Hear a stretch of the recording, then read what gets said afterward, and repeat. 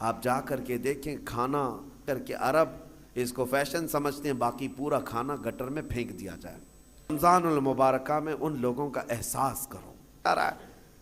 آج عربوں کی حالت بھی دیکھیں آپ جا کر، وہ اونچی بلڈنگیں بنانے میں ایک دوسرے کی دوڑ میں لگے ہوئے ہیں۔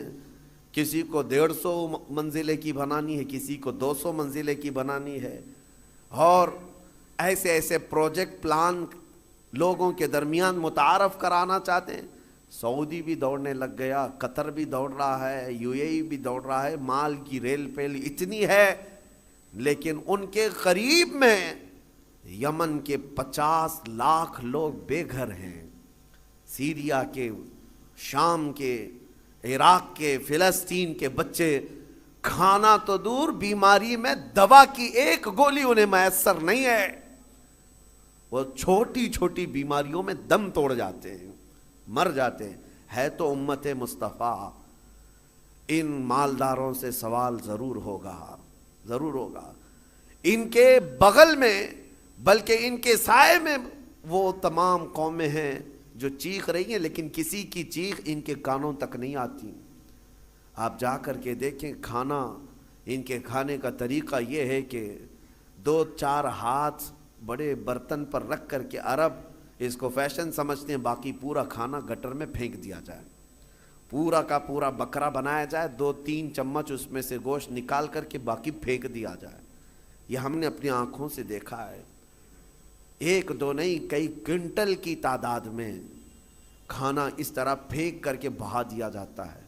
اور ایک طرف ایک بریڈ کے لیے، ایک روٹی کے لیے سیریا میں بچے دھوپ میں دن بھر قطار لگا کر کھڑے ہوتے ہیں۔ کوئی ریلیف بانٹنے والی تنظیم آتی ہے، اور جو لوگوں سے چندہ کر کے وہاں جا کر کے لوگوں کو خیرات کرنے والی کوئی تنظیم آتی ہے، ایک گاڑی آتی ہے تو بچے ایسے جھپٹ پڑتے ہیں جیسے چیل جھپٹتی۔ ہمارے ساتھ ہوا ہے، ہم بس لے کر کے عراق میں جائیں تو بس کا دروازہ کھولنا مشکل ہوتا ہے، بچے اس طرح سے پورے دروازے کو لٹک جاتے ہیں۔ اکثر تو ہمیں یہ ڈر لگتا تھا کہ کوئی بچہ ٹائر کے نیچے نہ آ جائے۔ ڈرائیور سے ہم بار بار کہتے بھی تھے کہ اتنے بچے ہیں، ایک بار بس کسی محلے میں چلی جائے تو 100-150 بچے 5 سال سے 7 سال کی عمر کے، دیکھو تو ان کے چہرے گلابی رنگت خوبصورت ہیں، لیکن الجھے بال، پھٹے کپڑے، اور ہمارے کپڑوں سے لپٹ جائیں، اور بانٹنے والا تھک جاتا ہے۔ مجھے یاد ہے 11ویں شریف کے موقع پر بکرے ذبح کر کے ہم نے اپنا نہیں پکایا، ان غربا اور مساکین کے جو ریفیوجی کیمپ تھے اس میں لے کر کے گئے۔ ایک ایک گوشت کا ٹکڑا 1/4 کلو کا ہوتا تھا، 1/4 کلو کا گوشت کا ٹکڑا ایک ایک کو تقسیم کیا جا رہا ہے۔ بچے اس طرح سے جھپٹ کر کے لیتے، اور میں نے دیکھا ہماری آنکھیں بھیگ گئی تھی۔ وہ جب گوشت کا ٹکڑا لے کر اپنی جھوپڑی میں جا رہے تھے تو چوم چوم کر کے آنکھوں کو لگا رہے ہیں، اور پکار پکار کر کے اپنی اماں سے کہہ رہے ہیں کہ گوشت آ گیا گھر میں، گوشت آ گیا گھر میں۔ یہ کیفیت ان ممالک کی میں بتا رہا ہوں جہاں امت مصطفیٰ آباد ہے۔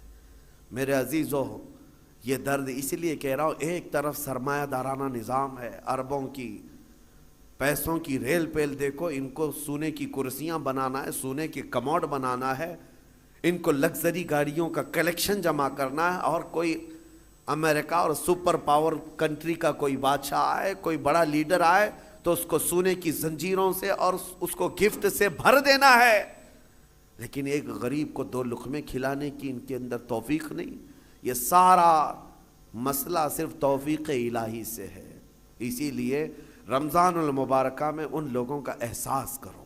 اگر احساس نہیں ہے تو پھر جینے کا کوئی مقصد بھی نہیں ہے۔ احساس ہی سب سے بڑے ایمان کی طرف لے جاتا ہے۔